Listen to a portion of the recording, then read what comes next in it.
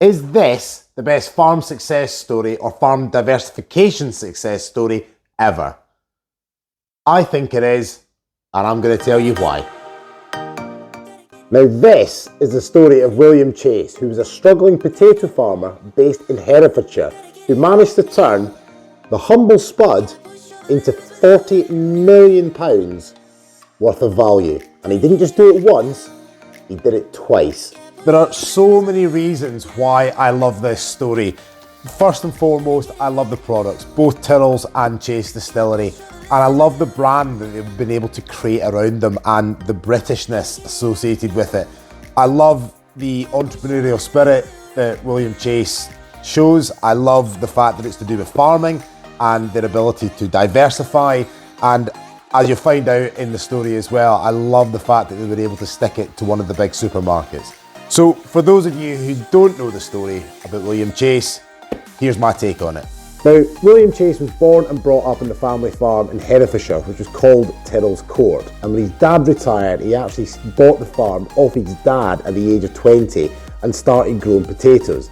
But through his own admission, a lack of experience and a huge bank loan meant that he went bankrupt less than 10 years later.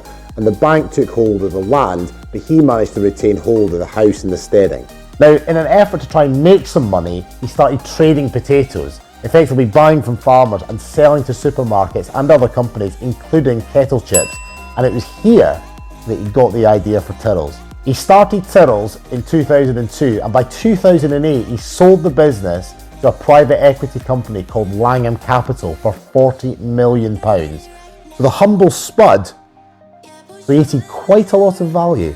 But he wasn't finished there, and after he sold Tyrrells crisps, he founded Chase Distilleries in 2008, which made vodka from potatoes, and then went on to produce gin and other products as well.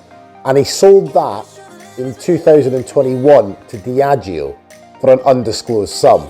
The story of both Tyrrells and Chase Distillery is portrayed brilliantly in this book here, which is called One Potato Two. Now, there's a hell of a lot more to this story than just the money that's involved, although the numbers really are quite staggering, which is why I'd say it's probably one of the most impressive farm diversification and farm success stories ever. But please prove me wrong in the comments below. Whilst we don't know the exact figure that Chase Distilleries was sold to Diageo for, given the fact that Sipsmith was sold to Beam Sundry a couple of years before for around £50 million, I imagine that Chase Distilleries won't be too far off of that figure. So between Tyrrells and Chase Distillery, William Chase developed a huge amount of value from the humble spud. And on top of this, it's just a fantastic farm diversification case study, and it shows you what you can put your mind to if you really think about it.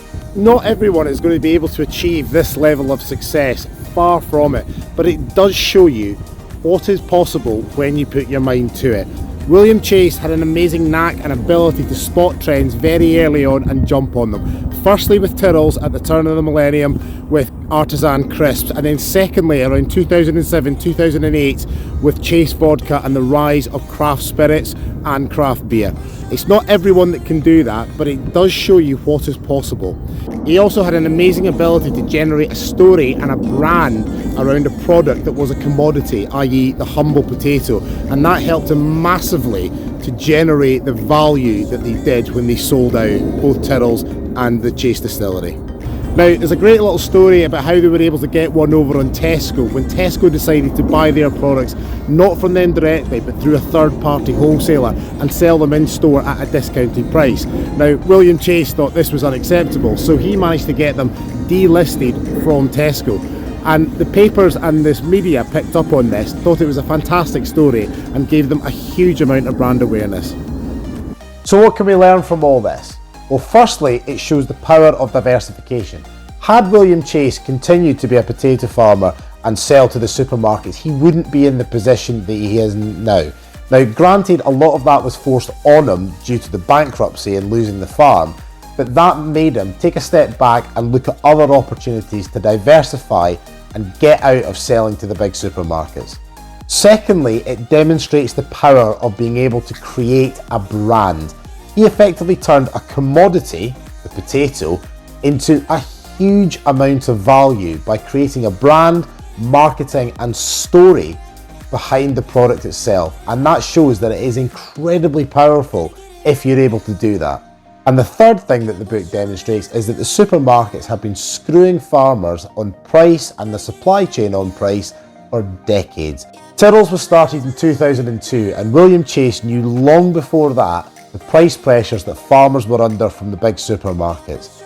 We're now 20 odd years later and these things are still happening. The big supermarkets have not changed in that period.